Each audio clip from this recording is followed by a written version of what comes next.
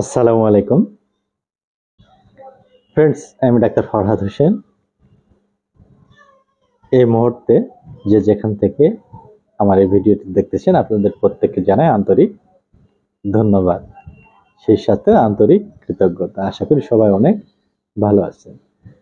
Friend, আপনারা জানেন আমি বিভিন্ন হোমিওপ্যাথিক ঔষধ ঘরোয়াভাবে এর ব্যবহার কিভাবে এবং এর সামগ্রিক সিমটম কি এগুলো নিয়ে ডিটেল আলোচনা করি।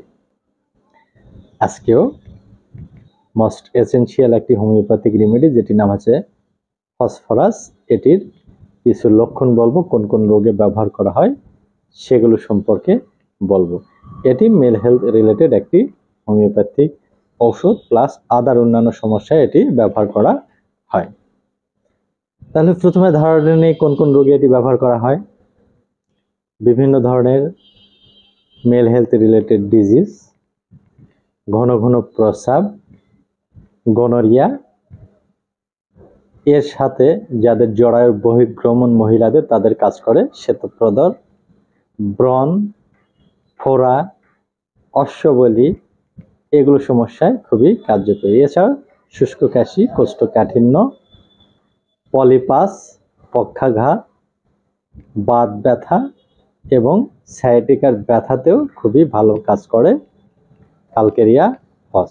এছাড়া যে সমস্ত বাচ্চাদের হাড় শক্ত মজবুত এবং দৃঢ় হচ্ছে না, ক্যালসিয়ামের ঘাটতি, তাদের জন্য ভালো কাজ করে।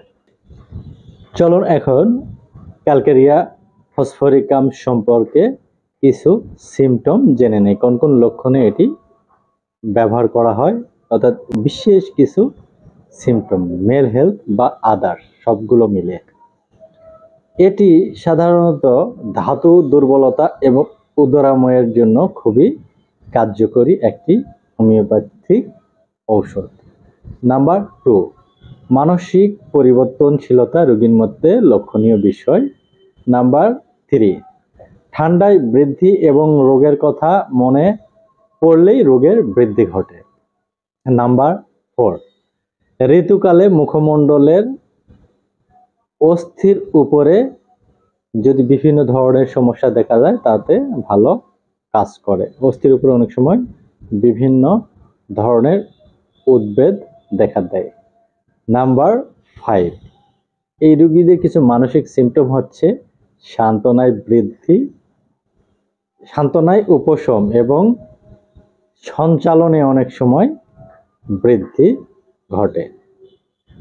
এছাড়া এই রোগীরা হয় কটুভাষী এবং সন্দেহ প্রবণ, প্রতিবাদ সহ্য করতে পারে না। এই ক্যালকেরিয়া ফসের রোগীদের এরকম মানসিক লক্ষণ থাকে। মেল হেলথ রিলেটেড কি কি সমস্যা থাকে?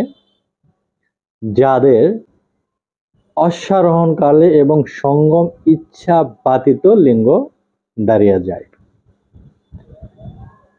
কাম প্রবৃত্তি অধিকাংশ সময় হ্রাসপ্রাপ্ত, এই রোগীদের অন্ডকোষ অনেক সময় ঝুলে পড়ে।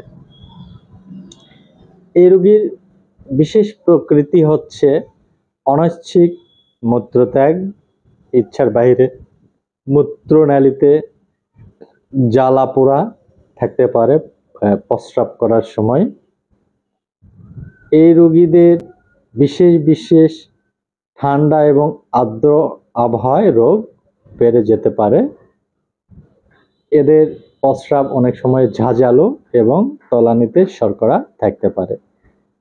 স্পেশালি যারা গনোরিয়া রোগী তাদের ক্ষেত্রে খুবই ইফেক্টিভ হোমিওপ্যাথিক ঔষধ হচ্ছে ক্যালকেরিয়া ফস। এটি হচ্ছে মেল হেলথ রিলেটেড সিমটম। এছাড়া আদার যেগুলো রোগ বলেছি এগুলো রোগেও ভালো কাজ করে। বিশেষ সিমটমগুলো যদি থাকে, যারা গনোরিয়া রোগে ভোগেন, যাদের অন্ডকোষ ঝুলে পড়েছে, যাদের সঙ্গম ইচ্ছা ব্যতীত অনেক সময় লিঙ্গচ্ছ্বাস হয় কিন্তু ইন্টারকোর্সে আর্লি ইজাকুলেশন হয়, তাদের জন্য ক্যালকেরিয়া ফস খুবই গুরুত্ব সহকারে ব্যবহার করা হয়।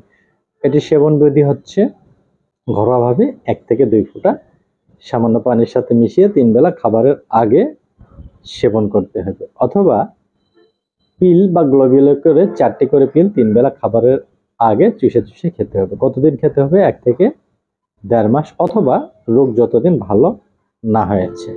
10-15 দিনে যদি নিয়ন্ত্রণে আসে তাহলে দ্যাটস এনাফ। আজকে পর্যন্তই, দেখা হবে নেক্সট কোনো ভিডিওতে, নেক্সট নিউ কোনো হোমিওপ্যাথিক রেমেডির বিশেষ বৈশিষ্ট্য নিয়ে কথা হবে, অথবা কথা হবে আপনাদের বিশেষ গুরুত্বপূর্ণ কমেন্টে, অথবা কথা হবে নতুন কোনো টপিক নিয়ে, নতুন কোনো সমস্যা এবং এর রিলেটেড কিছু হোমিওপ্যাথিক মেডিসিনের বর্ণনা নিয়ে। ভালো থাকবেন সবাই, নিরাপদে থাকবেন। দেখতে থাকবেন doctor Farhad Hossain Facebook page এবং ইউটিউব চ্যানেল। আল্লাহ হাফেজ।